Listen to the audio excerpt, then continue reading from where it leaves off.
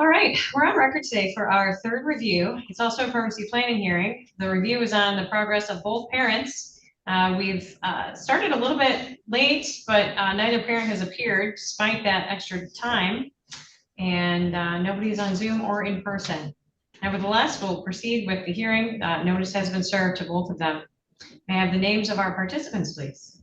Katarina Dumont, lawyer, guardian ad litem. Good morning, Your Honor. Nicole Underwood appearing on behalf of Natasha Thomas as counsel for the department. Ms. Harvey? Sarah Harvey, DHHS. Michael Brooks, I represent the mother, Jennifer Webb. Good morning, Alexis Stang, on behalf of the respondent father and filling in for Mr. McFarland. Okay, thank you. All right, let's start with your report whenever you're ready, Ms. Dumont. Yes, Your Honor, I was able to meet with the minor child at her school. Physically, she looks great. She was clean, dressed appropriately. Her hair was brushed and cut. I know she's previously had some issues with it tangling. I also talked with the school there. They said she had one absence only, and it was for an appointment, so it wasn't excused. Other than that, no tardies, no absences. I know she was almost chronically truant when dad were tardy. She did tell me she misses her mom and dad. She wants to see them both again, wants to know when she can see them both again. But with regards to her current placement, she said that's going well, but she does have chores to do, so she's not a huge fan of that. But I think it just tells me that she has structure and expectations of her that she's never had before. So it is a big difference where previously she was able to do whatever she wanted, whenever she wanted it. Now she has kind of a schedule. She is still working towards getting that Xbox. She has 2 more books to read. She's already done 8. So I think placement told her when she read 10, she could get it. So she's pretty excited about that. She's also excited for Halloween. She's going to be Spider-Man. She's been to the dentist. She got the dental work she needed. That one tooth has been removed, and I think she has some crowns in as well. I'm very concerned with parents' progress or lack thereof. Luckily, she is in a stable placement where she is thriving, and they are willing to provide permanency. I think it's in her best interest to continue the current placement. It's also the least restrictive. I also think that the goal of switching to adoption is appropriate at this time, and the continued suspended parenting time with both parents is in her best interest, even though it's not necessarily what she wants at this point due to lack of services being completed. Were you able to speak with her specifically with regard to her preference, if any? Her preference would be to be with mom and dad, but I don't think she understands where they're at or what's going on with that situation since she isn't having any parenting time. Given her age, would you recommend at this point that we appoint an attorney on her behalf, given the conflict between her best interests and her wishes? I would think that it would be appropriate, seeing as the goal will likely change to adoption as well. And I don't think she understands yet at this point that that's where the case is going. Is her, she's with her brother, yes? Yes. Okay, and he's willing to offer permanency if needed? Okay. Thank you. All right, testimony today, Ms. Underwood. Yes, thank you, Your Honor. Prior to calling Ms. Harvey as a witness, I would just indicate that proof of service states the court report and several attachments have been served as required by law. I would ask at this time that the parties stipulate to the admission of the court report, the ICWA documentation, the Parkside letter, as well as, I believe, the child's trauma assessment for purposes of the review and permanency planning hearing. No objection. No objection. No objection. Very well, thank you. The report and the exhibits are received. Ms. Harvey, come on up to our witness stand. Do you swear or affirm to tell the truth, the whole truth, and nothing but the truth, so help you God? Yes.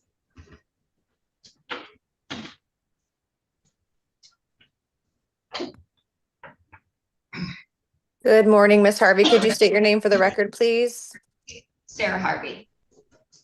And Ms. Harvey, did you draft the court report that is before this court today, as well as provide all the attachments? Yes, I did. Okay. Since you submitted and served this report, have you obtained any other attachments you would like the court to consider today? No. Okay. To the best of your knowledge, are there any updates or modifications that need to be made to the court report or attachments? No, no updates. It seems though from your report, there has been very little, if really no progress from either parent during this review period. Is that accurate? Yes, that's correct. Okay.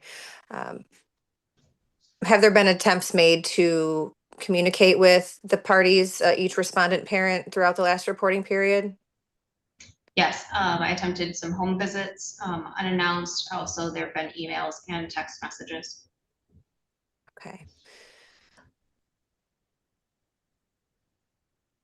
It seems as though maybe there was a little bit of parenting time at the beginning of this reporting period with respect to mom, and that just sort of abruptly stopped. Is that correct? Yes, there were, I believe, 2 parenting times at the very beginning of this reporting period, right after our last court hearing. And then for the third, mom did not confirm her appointment. And then when anyone tried to reach mom, her phone was unavailable. We couldn't reach her by home visit. We checked on her multiple times, and her phone, when it did come back into service, and she reached out to Parkside. Parkside told her that they would need to see some services in place, some other services, and see her participate in those in order to start up her visits again. And she has not indicated that she started any other services. Okay, thank you for that. Is it also true, it looks as though through the child's trauma assessment that neither parent participated in that assessment? That's correct. And that was confirmed with mom. Dad, I never received a confirmation back from him, an acknowledgement of me telling him via email and text message that when the trauma assessment was. But mom had confirmed, and then she no-showed the appointment. Okay. In your opinion, has there been significant or sufficient progress to continue towards reunification? No, I don't believe that there's been any progress. Is the department seeking a goal change at this time? Yes, And what would that goal change be? adoption. Okay. Has adoption been discussed with current placement? Yes, And is that something that he is, or they are willing to explore and proceed with if the court were to change the goal today? yes, placement's very aware of the expectations and what would be required, and they are willing to do that. Okay. Are the child's educational and health needs being met at this time? Yes, Are there any unmet needs that the court can help with or address at this time? no, not at this time. Okay. And in your opinion, is there a substantial risk of harm if the child were to be returned to either of the parents' custody today? Yes, I think that the same risks of harm that were present at removal are still present today. All right, thank you. Is there anything else that you would like to report today or notify the court of at this time? No. Thank you, Ms. Harvey. I have no further questions. Cross-examination, Mr. Brooks, No questions, Your Honor. Ms. Stang, Just briefly, thank you. Ms. Harvey, are there any indications that father's phone number that you've been attempting to contact may not be in service? I do not believe so. The messages appear to go through. I've also sent him emails. The phone does ring and often goes to a message telling you that a voicemail box is full when you attempt to call. Okay. Has he ever responded from that email address that you've been emailing in the past? At the very beginning of the case, he did respond, and I know that he received information because he indicated to that at court also that he had received information via that email. Okay. And then have you checked with the local jails or hospitals recently to determine if he may be at either of those places? I have checked at local jails. Actually, I do that about weekly to check on both parents. Okay. I have nothing further. Thank you. Ms. Dumont, Ms. Harvey, do you think it's in the minor child's best interest to have no parenting time with either parent at this point? Yes, I believe that parenting time being so sporadic really put Willow in a negative space. She really expects high things from her parents, and I don't believe that her current expectations and wants for her parents are something that they can provide at this time. And you had mentioned that she is in counseling. Do you know the counselor she's currently seeing? Yeah, she sees Mike Muller at Parkside. And how's that going? It's a big struggle. She has really struggled to open up to Mike. She tests her boundaries at every appointment. He calls her a little bit of a pistol sometimes. She's always pressing his buttons and really does not want to open up and talk. When they speak about her parents, she will only talk about positive things. She won't talk about any negative things.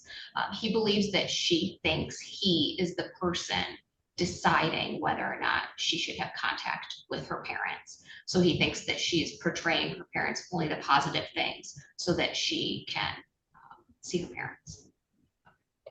Do you think that counseling is sufficient for her, or do you think she needs any other services? I think right now we're going to stick with the counseling. I had hoped that therapeutic visits would provide another form of counseling in that, but it just didn't seem to be working out. Nothing further. Thank you. Excuse me.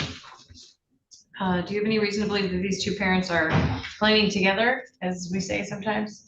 I don't actually believe so. There seems to be some very serious animosity between the two. So I would actually indicate the opposite. I would think that they were more apt to play against each other than to go together. Okay.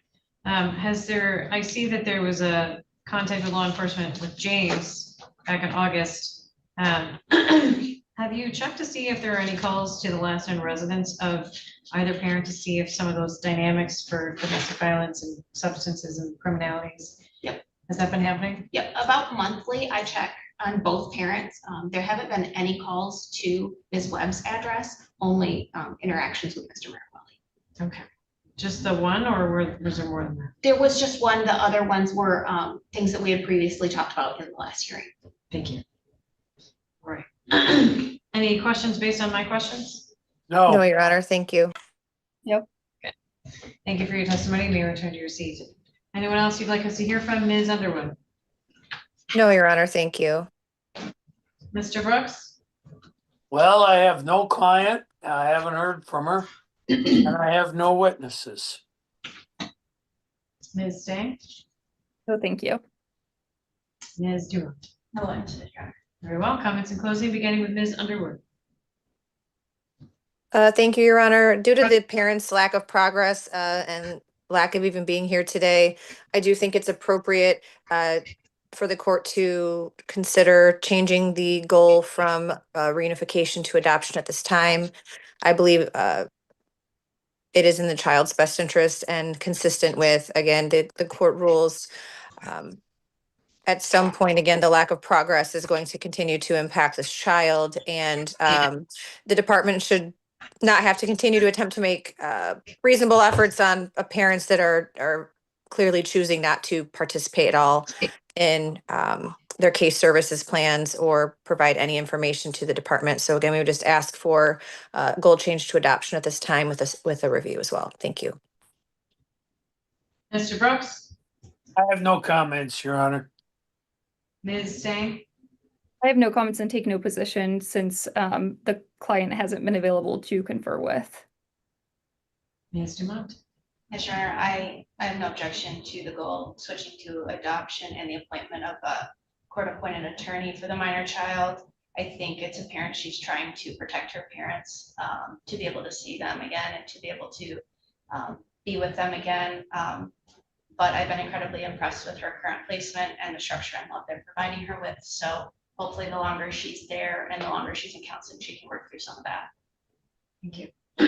Well, the court finds all interested parties were given notice for purposes of today's review and permanency planning hearing. That was reviewed briefly by Ms. Underwood. It's also documented in the file.